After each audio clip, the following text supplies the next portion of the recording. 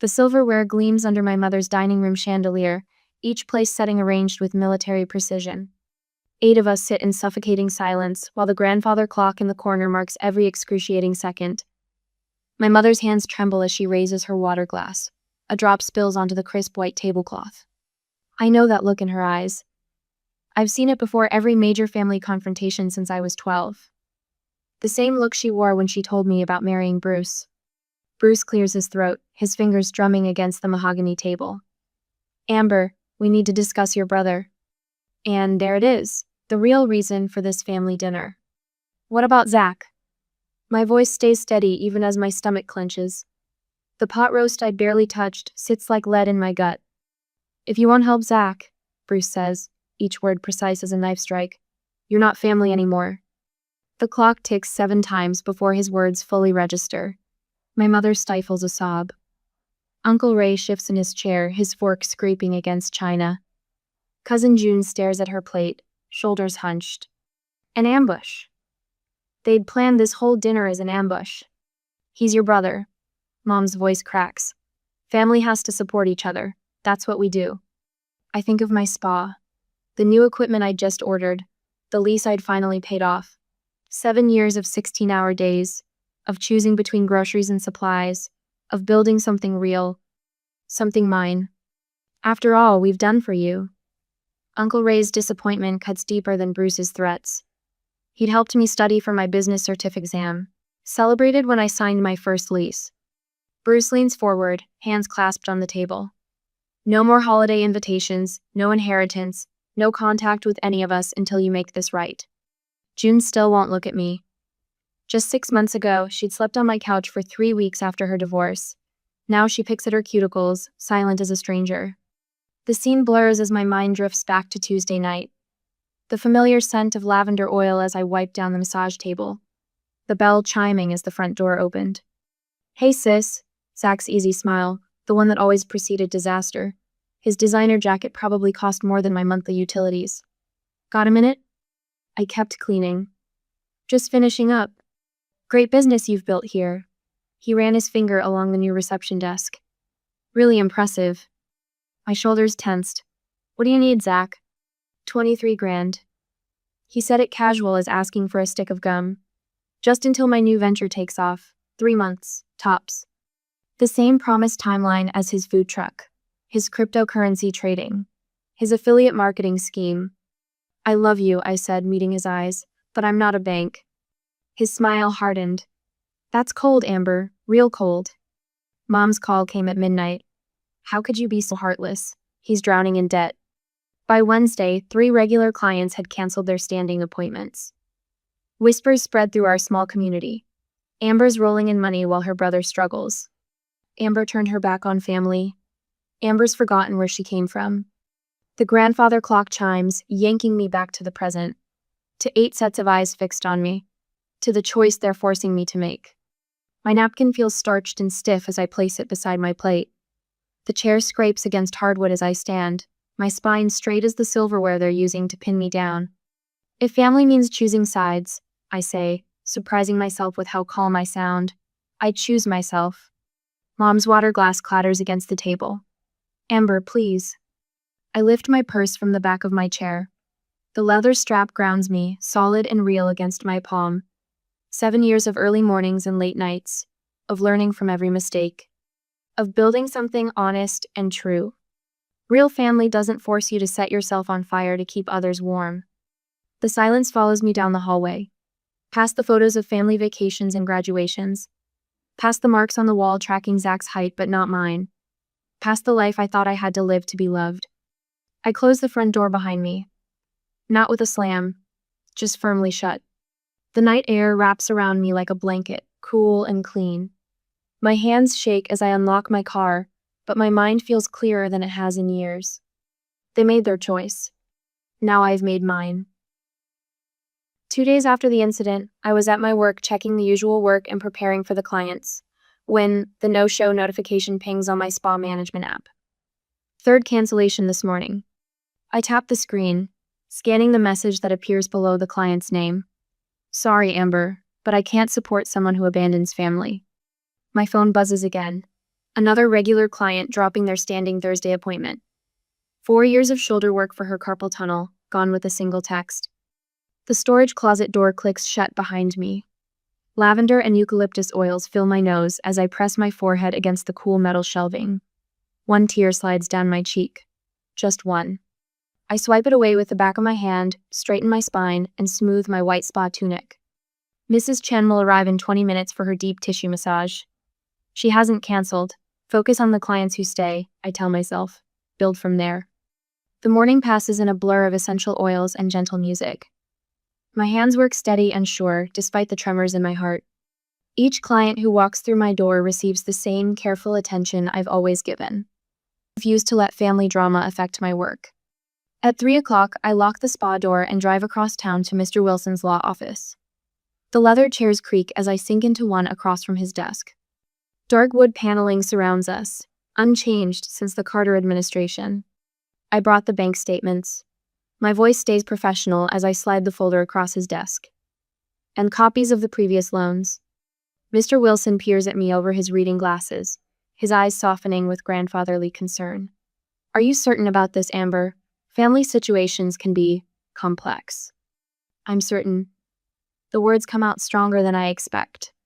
He nods, reaching for his legal pad. Then let's draft a formal cease of financial obligation. Make it crystal clear where you stand.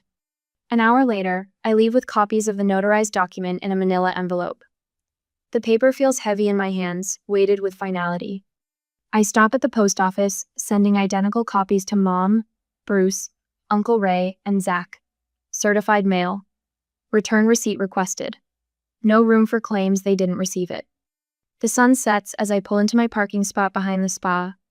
A familiar figure huddles near the back door. June. Her arms wrap around herself despite the warm evening.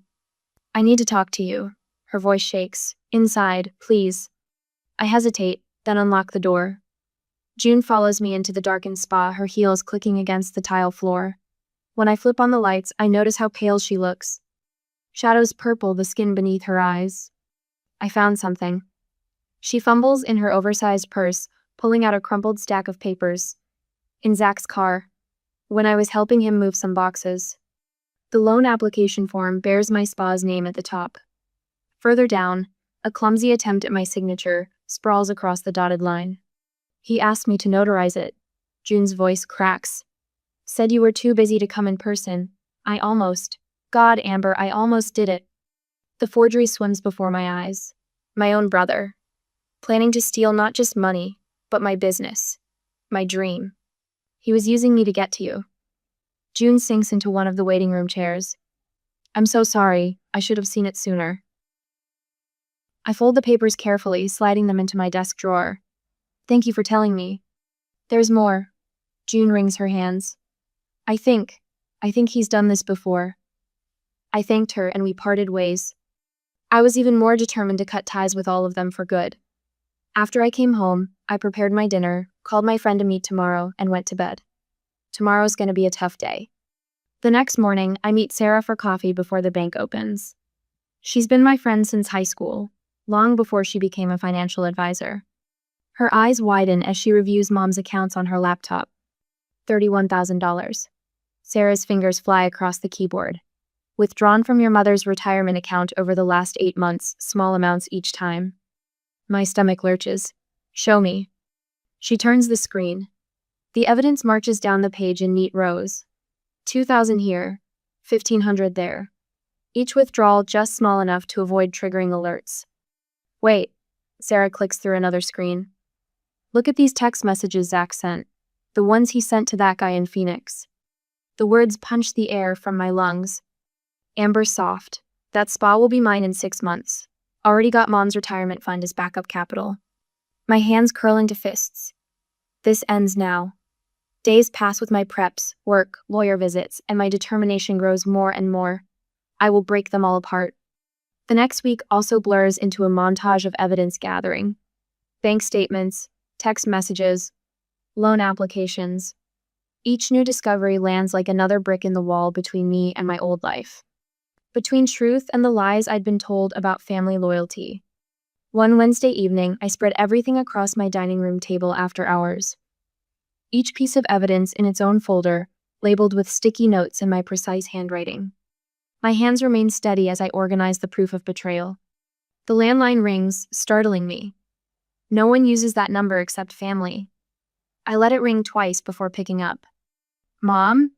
My voice comes out calm, determined. I'm hosting dinner this Sunday. Everyone needs to be there, including Zach. The silence stretches between us until she whispers, Amber, please. There are some things you all need to see. I just hung up on her and continued rearranging all the evidence. No doubt they're going to be shocked when they see my secret weapon. Finally, Saturday is here. The rosemary chicken simmers in the oven, filling my kitchen with a scent that would normally bring comfort. My hands move on autopilot, arranging silverware with the same attention to detail I use when setting up treatment rooms at the spa. Each folder sits centered on the plates, labeled with names in my precise handwriting. The wall clock reads 5:45. 15 minutes until they arrive. My gaze catches on the family photos lining the hallway. Mom and Bruce's wedding day. Zach's high school graduation.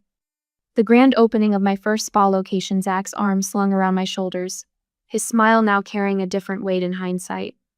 The doorbell chimes at exactly 6. I smooth my black slacks, check my reflection in the hallway mirror. The woman staring back looks collected, professional. Only I notice how my fingers tremble slightly as I reach for the door.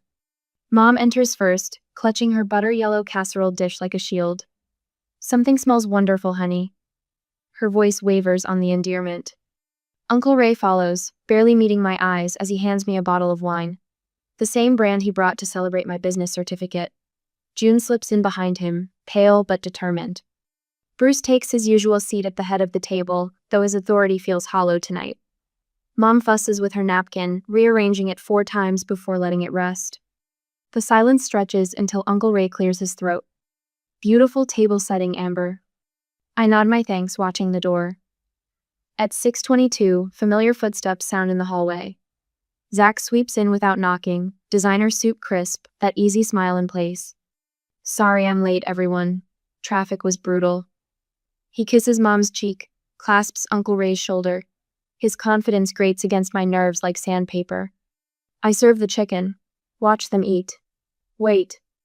The scrape of forks against plates fills the room until dessert arrives. Coffee cups clink against saucers. The moment spreads honey, thick and slow.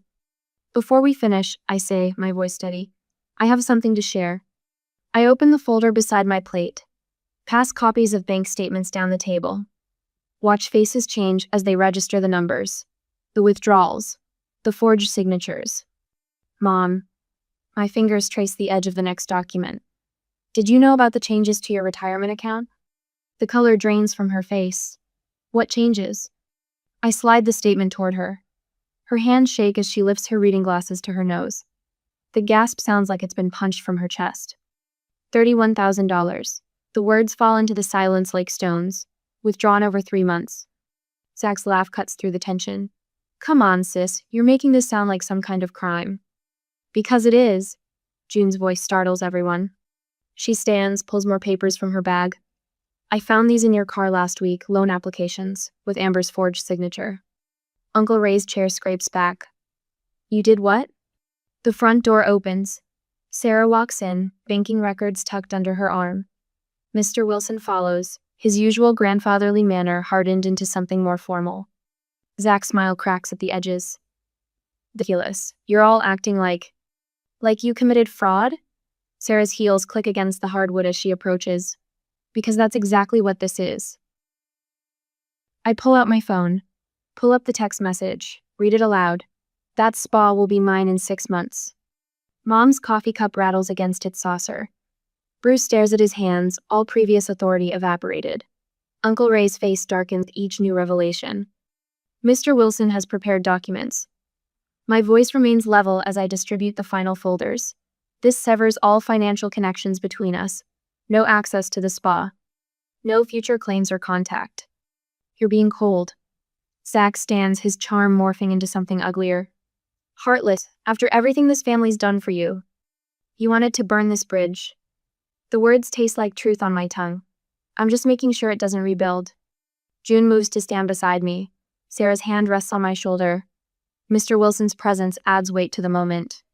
The truth sits exposed on my dining room table, undeniable as the silverware I polished this afternoon. In the silence that follows, power shifts like tectonic plates. The earthquake I feared has come and gone, leaving me standing on solid ground. Mom stares at the retirement statement, years of willful blindness crumbling. Uncle Ray's fingers curl into fists, his protection instinct redirecting as facts sink in. Bruce studies his stepson like he's seeing him clearly for the first time. Zach looks around the table, searching for allies and finding none. His confident facade crumbles into something desperate and small. A minute later, the sound of chairs scraping back carries through the doorway. Footsteps shuffle in the hall. The front door opens and closes like punctuation marks, ending chapters of deception one family member at a time. When the house falls quiet, Sarah squeezes my shoulder. June starts gathering documents.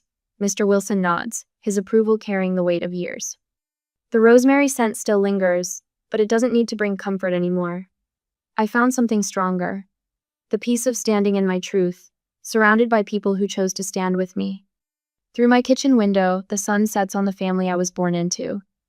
But as I turn to face my chosen family, I realize I'm not watching anything end. I'm watching something better begin. The following Monday morning, a stack of canceled appointments sits on my desk like a house of cards. Mrs. Henderson, every Thursday for 3 years. The Jacobson sisters alternate Fridays since my first month. Even old Mr. Peters, who swore my hot stone massage was the only thing keeping his arthritis at bay. The morning sun streams through the spa windows, casting long shadows across the empty waiting area. My fingers trace the edge of the appointment book, lingering over the blank spaces where familiar names used to be. The bell above the door chimes. I straighten my spine, professional smile already in place. Hi, I'm Jennifer. A woman with silver-streaked hair stands in the doorway. Sarah from the bank said you might have an opening? 2 more women peer around her shoulder, purses clutched close. My banker friend Sarah, always fighting my battles without being asked. Welcome to Amber Glow. My voice stays steady, even as relief floods through me. I have several time slots available today. The women exchange glances. Jennifer steps forward. We heard what happened with your family. Sarah told us how you protected your business. She squares her shoulders. That's exactly the kind of person I want handling my skincare. My throat tightens. I gesture toward the reception area, taking a moment to compose myself. Please, have a seat. I'll get you some cucumber water while we discuss treatment options. By closing time, 3 new appointments fill the empty slots. Small victories.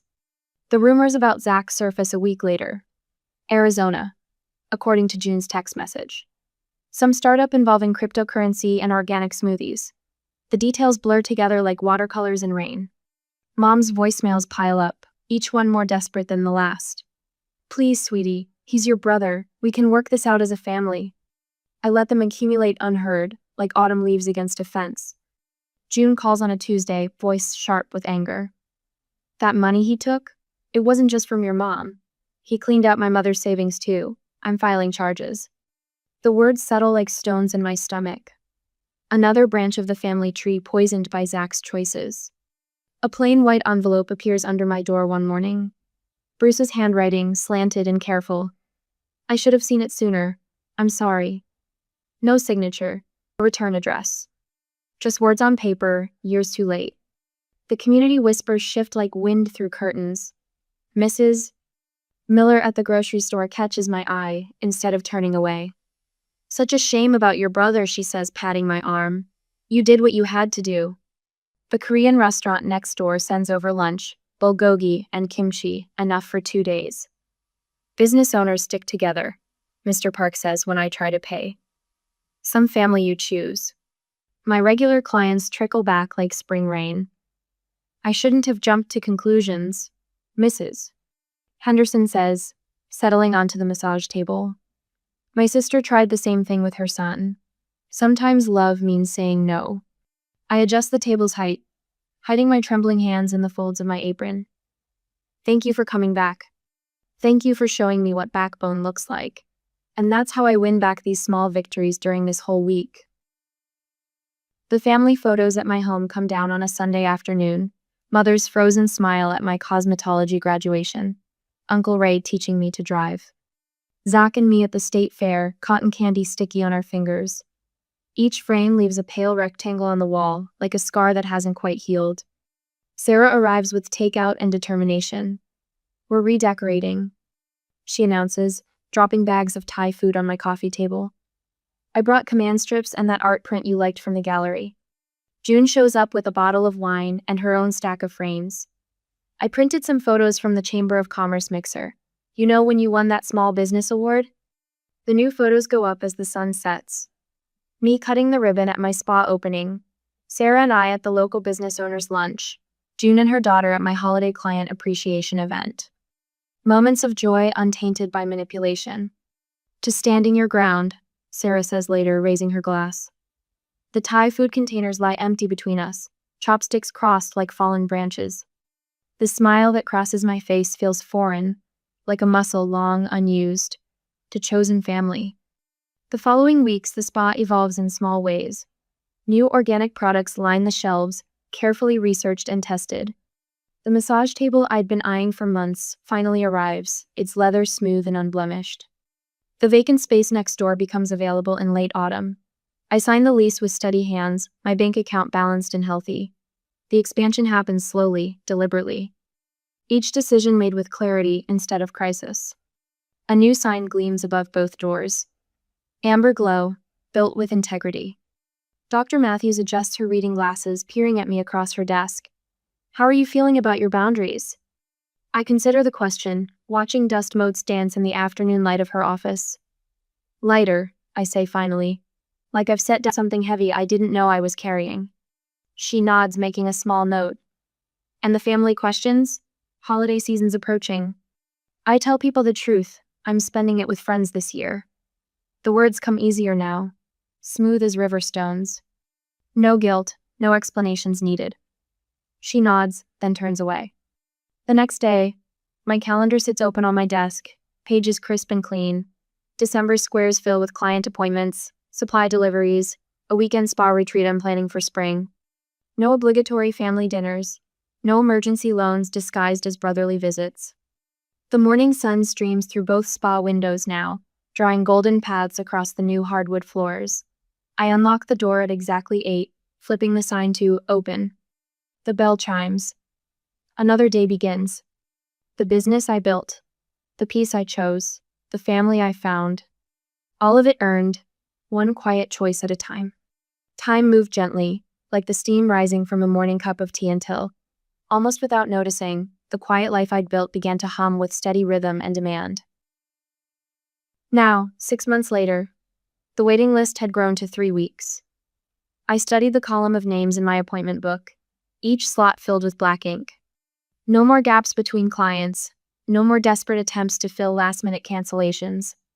My fingertips traced the leather cover, remembering the days when this book held more empty spaces than names. A spray bottle and cloth sat ready on my freshly sanitized massage table. The piece had settled into a rhythm as dependable as my morning cleaning routine. The early sun stretched across hardwood floors I'd finally had professionally restored, warming the space that was entirely, unquestionably mine. Sarah's text lit up my phone. Breaking records again this month? I allowed myself a small smile. The numbers didn't lie. Revenue had doubled since January, each careful decision building on the last. No shortcuts, no compromises, no family loans disguised as investments. The mail slot clinked. Through the front window, I watched Mrs. Henderson shuffle away from my door, her mail carrier uniform as crisp as ever. The morning stack waited in its usual neat pile, except for one envelope that didn't belong. Arizona postmark. No return address. My hands didn't shake as I picked it up. Progress, I supposed. The familiar scrawl across the front sent my stomach twisting. 6 months of silence shattered by Zach's handwriting, still trying too hard to look casual. I sat at my reception desk, letter opener sliding clean through the envelope's seam. The paper inside smelled faintly of someone else's cologne. Expensive, trying to cover something else. Dear Sis, the letter began, as if we were characters in some wholesome family sitcom. I've been doing a lot of thinking out here in the desert. Sometimes you have to hit rock bottom to see the light, right? 4 pages of careful cursive followed, words like transformation and spiritual awakening scattered between vague apologies and vaguer promises. My eyes caught on phrases that sparked familiar warning bells, exciting opportunity, and ground floor, and family support. The letter ended with, "The past is the past. Let's start fresh. I found my real purpose now." Not one mention of the money he'd stolen. One concrete step toward making anything right. The bell above my door chimed. I looked up to find Mom hovering in the entrance, clutching her purse like a shield. Her hair had more gray now, but her eyes still held that desperate hope that made my chest ache. "He's different this time, Amber." Her voice wavered. "I can feel it." I gestured to the chair across from my desk. She perched on the edge, already digging through her purse. Out came the photos. Me and Zach building sandcastles. Zach at his high school graduation. Family Christmas cards spanning decades of forced smiles. "Remember how close you two were?" She spread the photos across my appointment book. I studied the images, seeing what she couldn't. How Zach's smile never quite reached his eyes. How often my younger self stood slightly apart, already learning to create distance. "I got his letter too," I said quietly. "He's found God out there in Arizona." Mom's fingers worried the edge of a photo. "He's working with this amazing life coach. They're starting this program to help people transform their lives through spiritual entrepreneurship." The familiar weight settled in my stomach. Another scheme, dressed in shinier clothes. That evening, after my last client left, I sat in the dim spa. The letter lay open on my desk, Zach's words blurring as I stared past them. Part of me wanted to believe. Wanted the fairy tale ending where my brother finally grew up, where family gatherings didn't require careful accounting afterward. My phone buzzed. Sarah's message glowed in the darkness. "People show you who they are. Believe them the first time." Before I could respond, another text arrived from June. "Don't let him sweet talk you. He hasn't paid back a penny he stole from my mom." The truth of it settled into my bones. Pretty words couldn't erase the concrete reality of drained bank accounts and shattered trust. Real change required more than vague promises of spiritual awakening. It demanded action, accountability, honest work. I pulled out my good stationery, the heavy cream paper I saved for important client communications. My pen moved steadily across the page. "Dear Zach, I received your letter. I'm glad you're seeking positive change in your life. However, reconciliation requires more than words. Here are my conditions. 1. Full repayment of all stolen funds, including Mom's retirement money and June's savings. 2. Regular sessions with a licensed therapist, not a life coach. 3. Public acknowledgement of your actions and their impact. 4. Concrete evidence of legitimate employment or business ownership. Until these conditions are met, I maintain my boundaries. This isn't about punishment, it's about protecting myself and others from further harm. I wish you well on your journey toward genuine transformation. Amber." 2 days later, Mom appeared at the spa again. Her eyes were red-rimmed, her hands trembling as she held out her phone. "Did you see this?" She pulled up a crowdfunding page. "He's building something wonderful. Look, he even mentions you." The page showed Zach's smiling face above a polished pitch. "Inspired by my sister's successful spa business, I'm launching a revolutionary wellness program." Below that, photos of our family dotted the narrative, including several of my spa taken without permission. Mom's voice cracked. "He's never going to change, is he?" I took her hand, feeling the familiar softness of her skin, the slight tremor that hadn't been there 6 months ago. "No, Mom, he's not." She sank into the reception chair, decades of enable finally crumbling under the weight of truth. I kept hold of her hand as reality washed over us both, a tide that could destroy or cleanse depending on whether you fought it or learned to swim. "I need to report that crowdfunding page," I said gently. "Those photos weren't his to use." Mom nodded, her fingers tightening around mine. Outside, Mrs. Henderson walked past with her mailbag, right on schedule. The sun warmed my hardwood floors.